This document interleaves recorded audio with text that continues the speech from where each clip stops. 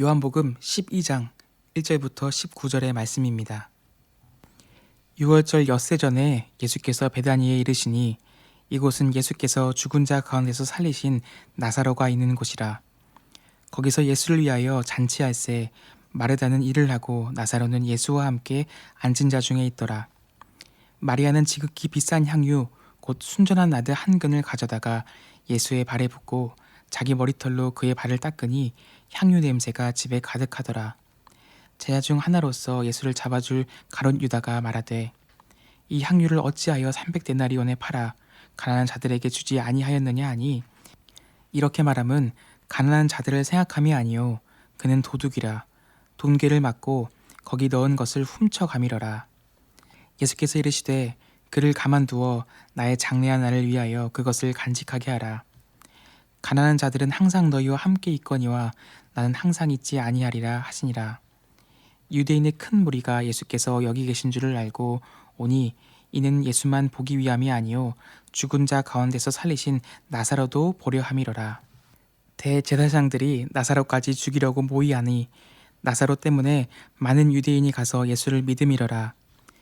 그 이튿날에는 명절에 온 큰 무리가 예수께서 예루살렘으로 오신다는 것을 듣고 종려나무 가지를 가지고 맞으러 나가 외치되 호산나 찬송하리로다 주의 이름으로 오시느니 곧 이스라엘의 왕이시여 하더라. 예수는 한 어린 나귀를 보고 타시니 이는 기록된 바 시온 딸아 두려워하지 말라 보라 너희 왕이 나귀 새끼를 타고 오신다 함과 같더라.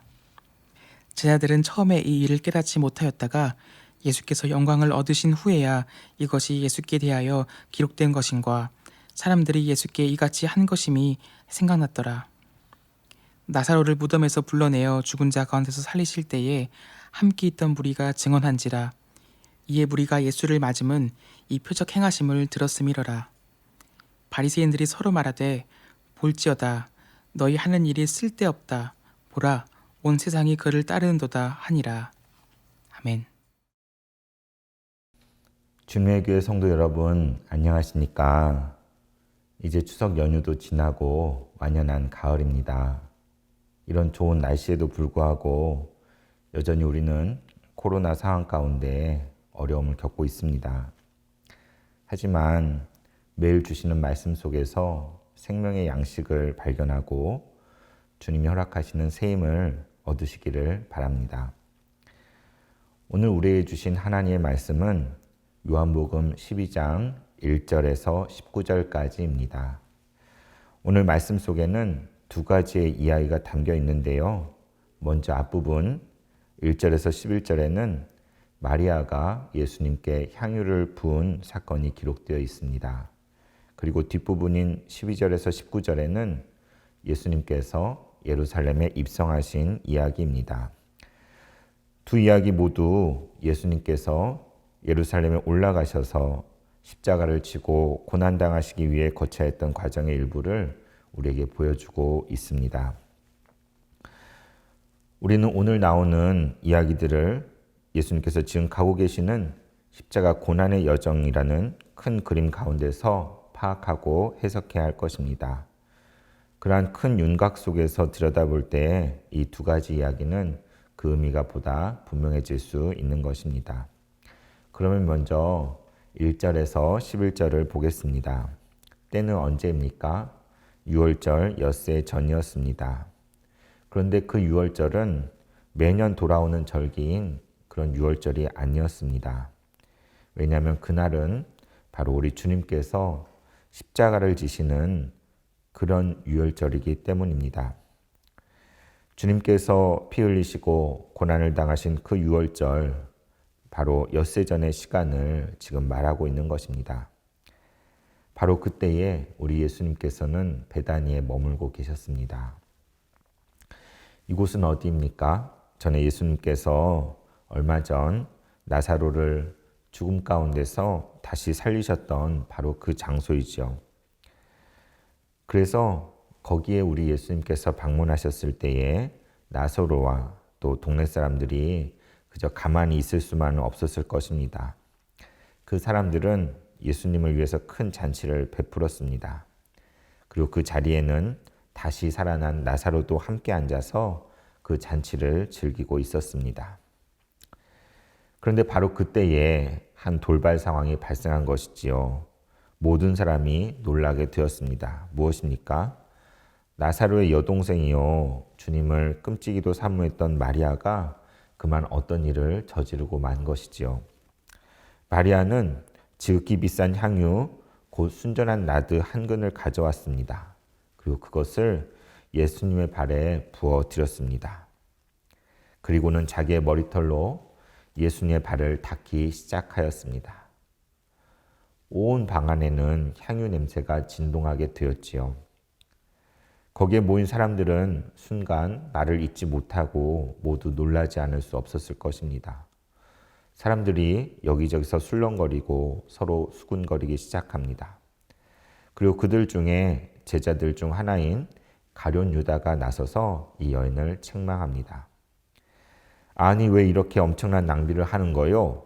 이 향유를 300데나리온에 팔아서 가난한 자에게 주었으면 더 좋지 않았겠소? 지금 그의 입에서 300데나리온이라는 그 수치가 나옵니다.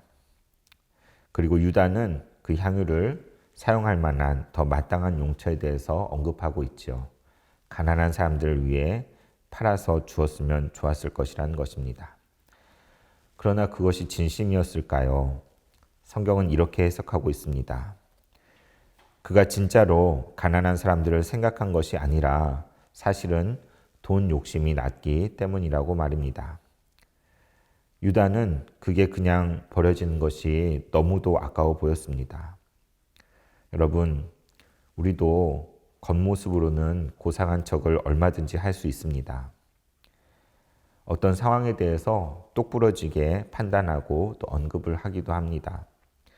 그러나 때로는 그것이 나의 진심을 숨긴 가식적인 것이 될 때가 얼마나 많습니까? 가룟 유다가 바로 그러했습니다. 그의 말은 정말 맞는 것처럼 들리지만 그의 진심은 전혀 다른 것이었지요. 그런데 이런 상황 가운데 우리 주님께서 말씀을 하십니다. 그를 가만두어라. 나의 장래할 날을 위하여 그것을 간직하게 하라.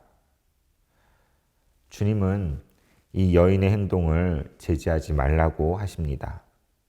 그리고 이렇게 향유를 부은 것은 장차 있을 자신의 장례를 준비하는 것이라고 말씀하십니다. 본래 이스라엘의 장례 풍습에서는 죽은 시신의 몸에 유향을 발랐습니다. 그런데 지금 살아계신 예수님께 이 향유가 가득 부어진 것입니다. 이것은 주님께서 곧 죽음을 맞이하게 될 것을 미리 보여주는 행동이라는 것입니다. 지금은 한참 잔치 중이 아니었습니까? 이곳은 놀라운 기적의 현장이 아니었습니까? 예수님의 인기와 명성이 지금 하늘을 찌를 듯 하고 있지 않습니까? 사람들의 눈에는 그런 것들만 보였습니다. 그런 분위기에 취하고 모두 흥분해 있었습니다. 이 사람은 장차 이스라엘 임금이 될지도 모른다고 생각했습니다. 그런데 우리 주님은 그 순간에도 자신의 죽음에 대해 말씀을 하십니다. 자신이 지실 고난의 십자가를 바라보고 계신 것입니다. 우리 주님에게 이 향유 사건은 그 십자가 고난의 길을 더 분명하게 해주는 징표였던 것입니다. 여러분, 마리아가 이 사실을 다 알고 향유를 부은 것이었을까요? 제 생각에는 아마 몰랐을 것 같습니다. 마리아는 그저 주님을 사랑했습니다. 귀하신 주님께 자기에게 드릴 수 있는 것이 무엇인가 생각했을 것입니다. 그리고 자신의 전 재산과 같은 그 향유를 가져다가 주님께 부어드렸을 것입니다. 어쩌면 이 일을 저지르고 나서 본인도 당황했을지도 모릅니다. 그러나 우리 주님에게는 그것이 매우 의미가 있는 의식이었습니다.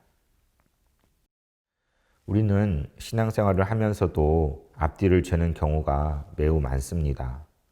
저도 무슨 일을 할 때 손익을 따져봅니다. 그리고 적절한 방식을 찾아 행동하려고 합니다. 그러나 때로는 이런 것이 정말 맞나 싶을 때도 있습니다. 주님을 향한 뜨거운 열정은 어디에 있는지 잘 모르겠습니다. 주님께 대한 어린아이 같은 순수한 사랑은 어디에 잃어버렸나 싶습니다. 오히려 오늘 가룟 유다와 같은 모습으로 신앙생활을 하고 있는 것은 아닌지 돌이켜봅니다. 그래서 지금 마리아가 무척 부러운 마음이 듭니다. 마리아는 자신의 전 재산을 다 허비하였지만 그것은 우리 주님께 매우 큰 의미를 지닌 것이었습니다. 그래서 다른 복음서에서는 예수님께서 이 여인의 이야기가 대대로 세상에 전해질 것이라고 말씀을 하십니다. 이제 이어지는 12절에서 19절의 이야기 함께 들여다보겠습니다. 그 이튿날이었습니다. 이제는 유월절 명절을 맞이해서 예루살렘을 방문한 큰 무리가 주님께서 예루살렘에 입성하신다는 소식을 들었습니다. 이 예수님은 불과 얼마 전 죽은 나사로를 다시 살리신 분이십니다. 온갖 기적과 치유를 베푸시고 천국 복음을 전파하는 놀라운 선지자이십니다. 그 예수가 유월절을 맞이해서 이제 예루살렘으로 입성한다는 것입니다.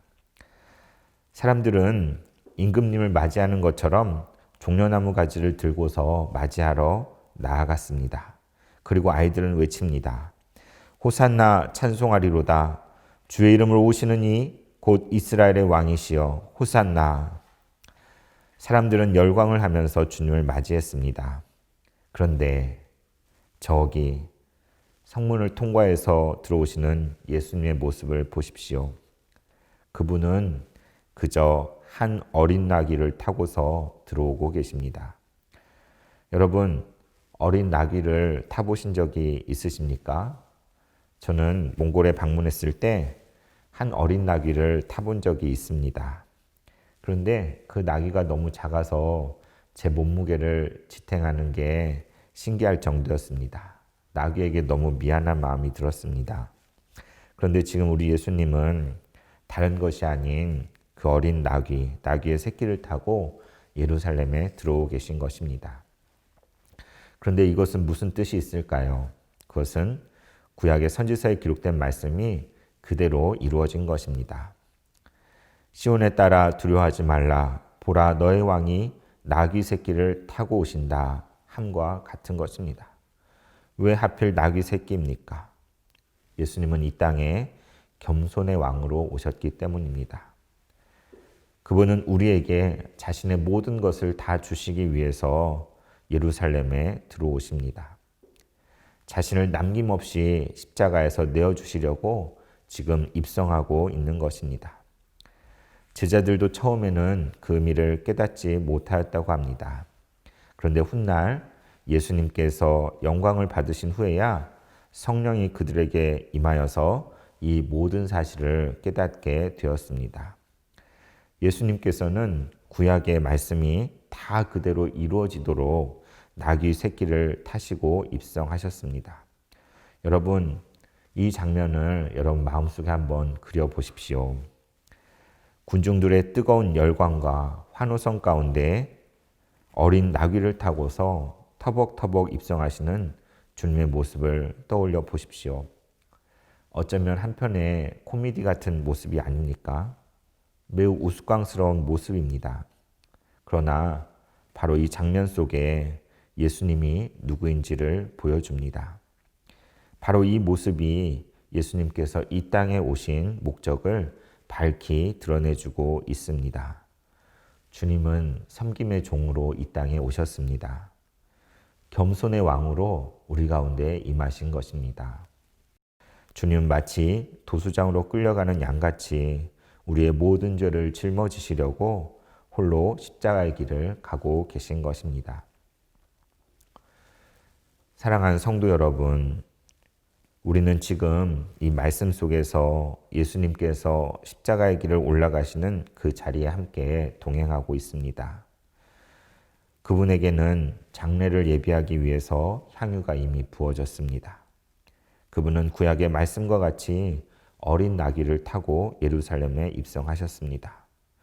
사람들은 그 입성에 환호와 열광을 보냈지만 주님은 그 속에서도 묵묵히 고난의 십자가를 향하여 한 걸음 한 걸음 옮기고 계신 것입니다. 우리의 시선이 다른 것이 아닌 우리 주님과 함께 하기를 원합니다. 우리의 마음이 주님을 가득히 담아낼 수 있기를 원합니다. 우리의 걸음이 그 주님을 따라갈 수 있기를 원합니다. 주님께 우리에게 주신 향유를 부어드립시다. 그 주님께 호산나 외치며 종려나무를 흔들어 드립시다. 호산나 찬송하리로다. 주의 이름으로 오시는 이 곧 이스라엘의 왕이시여. 보라, 너의 왕이 나귀 새끼를 타고 오신다. 아멘.